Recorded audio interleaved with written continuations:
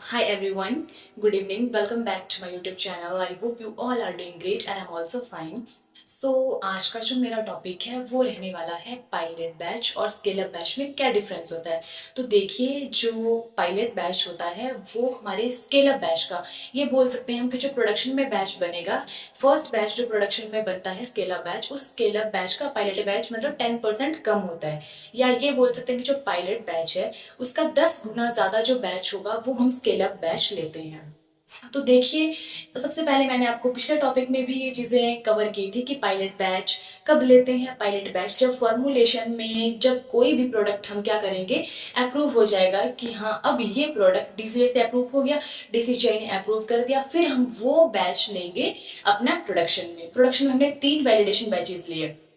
3 validation batch मतलब validate करेंगे हम अपने फॉर्मूला को कि हाँ ये सही है, इसमें कोई चेंजेस तो नहीं करने हैं, वो हम वैलिडेशन बैचेस में करते हैं। फिर उसके बाद लेते हैं हम स्केल अप बैच। तो स्केल अप बैच ले तो स्केल अप बैच में अगर हमें कुछ चेंजेस करने होते हैं तो वो चेंजेस करते हैं हम सुपैक गाइडलाइंस के अकॉर्डिंग।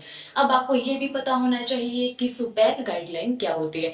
सुपैक गाइडलाइंस का मतलब हुआ scale up batch and post approval changes. मतलब स्केल अप बैच हमने ले लिया, उसके बाद हमें उसमें क्या क्या चेंजेस करने हैं।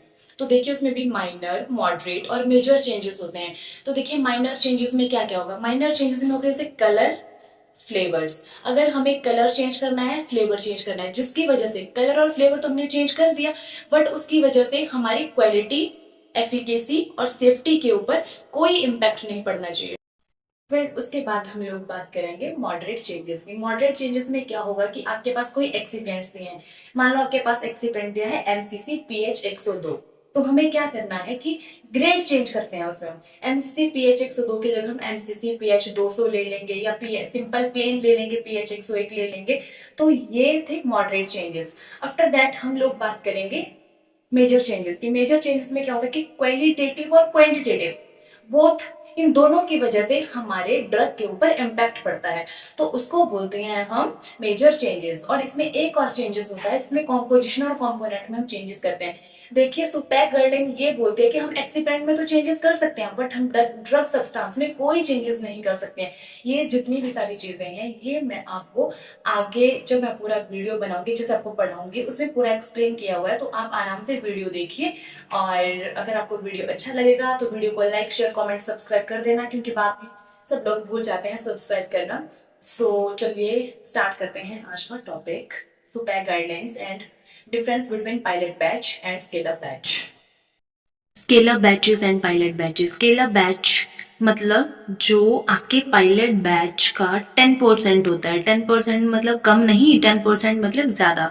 वो आपके पायलट बैच से 10 गुना ज्यादा होगा, वो आपका स्केल अप बैच होता है। तो देखिए, सबसे पहले आपको पता होना चाहिए कि स्केल अप बैच कब लेते हैं और पायलट बैच कब लेते हैं। तो पायलट बैच हम कब लेते हैं, ये मैंने आपको पिछले टॉपिक में क्लियर किया था कि जब क्या होता है कि आप वैलिडेशन बैचेस लेते हो। अब मान लो कि आपका फॉर्मुलेशन डिपार्टमेंट ने, एफएनडी ने कोई एमएफआर रेडी कर दिया, कोई प्रोडक्ट उन्होंने लॉन्च किया, तो सबसे पहले वो वैलिडेशन बैचेस लेते हैं। वैलिडेशन बैचेस 3 बैचेस लेते हैं। वैलिडेशन बैचेस में वो ये चीजें भी देखते हैं, वैलिडेट करते हैं आपके मेथड्स को कि अच्छा ये जो फॉर्मुलेशन है ये सही है कि नहीं है। अगर कुछ चेंजेस करने होते हैं तो उसमें चेंजेस करते हैं। आफ्टर दैट फिर हम लेते हैं स्केल अप बैचेस। अगर आपका वैलिडेशन बैचेस क्या हो गए, पास हो गए, तो उसके बाद हम लेंगे स्केल अप बैच। जो स्केल अप बैच लेंगे वो पायलट बैच से 10 गुना बड़ा होता है। इधर लिखा है ना पायलट बैच के वो 10% of production scale up batch, कि पायलट बैच आपका 10% कम रहेगा आपके प्रोडक्शन स्केल अप बैच से, और जो स्केल अप बैच होगा वो पायलट बैच से 10 गुना ज्यादा रहेगा। तो देखिए, स्केल अप बैच में हमने और क्या क्या चीजें देखी। स्केल अप बैच में हमने ये भी देखा कि जो आपका स्केल अप बैच है, स्केल अप बैच में हम सुपैक गाइडलाइंस भी देखते हैं कि सुपैक गाइडलाइंस क्या होती हैं। सुपैक गाइडलाइन मैंने एक बार आपको समझा दिया, फिर से मैं एक बार रिपीट कर रही हूँ। तो देखिए, सुपैक गाइडलाइन को अब मैं बहुत ही अच्छे से एक्सप्लेन करके आपको बताऊंगी। सुपैक गाइडलाइन मतलब scale up and post approval changes. Scale up क्या बताया मैंने, जो आपके पायलट बैच का 10 गुना ज्यादा होता है। तो scale up batch and post approval changes.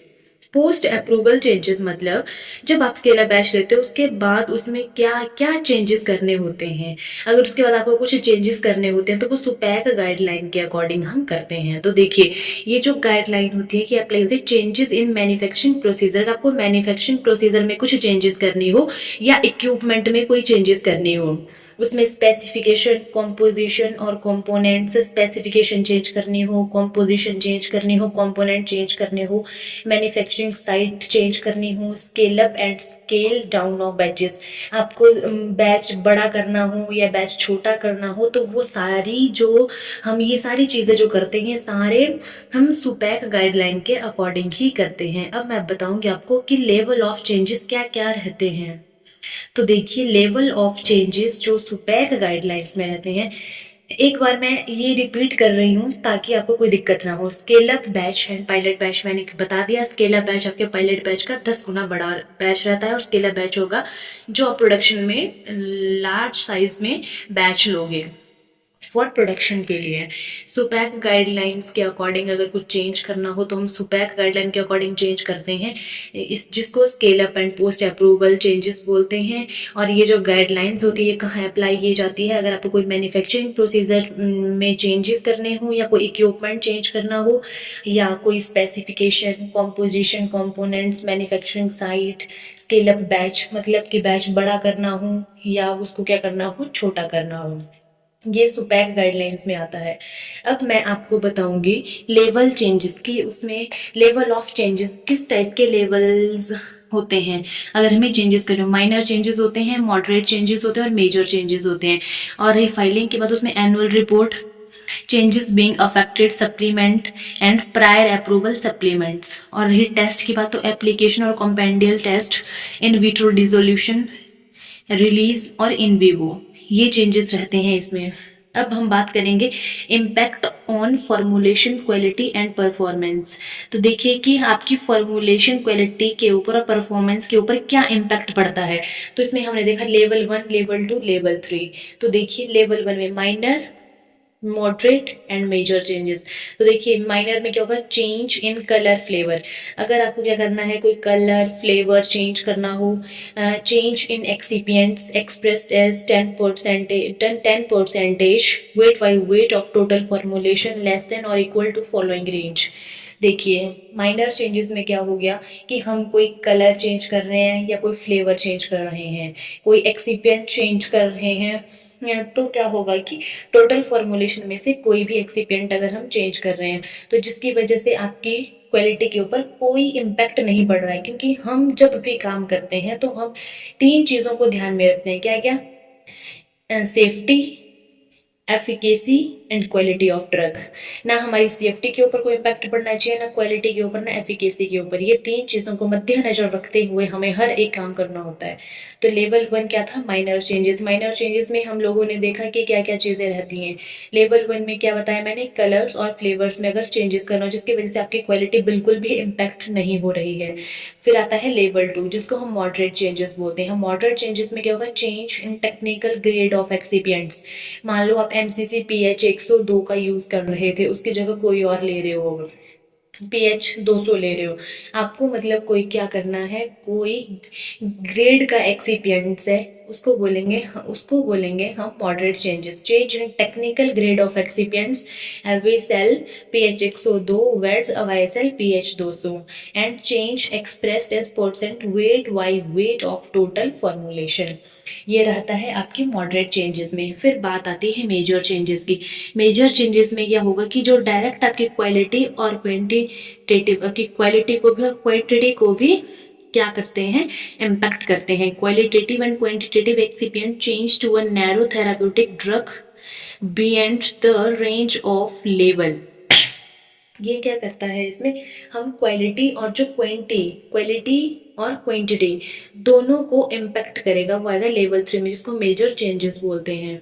जिसकी वजह से थेराप्यूटिक इम्पैक्ट, आपकी जो ड्रग है उसका जो एब्जॉर्प्शन, डिस्ट्रीब्यूशन, मेटाबॉलिज्म, एक्सक्रीशन होता है उसके ऊपर, ये डीएमई के ऊपर भी वो इम्पैक्ट करेगा। उसमें नेक्स्ट आता है सुपैक आईआर। तो उसमें इन कंपोनेंट और कंपोजिशन आती है, साइट ऑफ मैन्युफैक्चर आती है, स्केल अप मैन्युफैक्चर आता है और मैन्युफैक्चरिंग प्रोसेस एंड इक्विपमेंट्स आते हैं। तो उसमें सबसे पहले बात करेंगे कंपोनेंट और कंपोजिशन की। इसमें भी लेवल 1, लेवल 2, लेवल 3 रहते हैं, जिसमें मेनली क्या होता है कि देखिए कंपोनेंट कंपोजिशन में हमें क्या करना है, change in amount of excipients in the drug product not drug substance.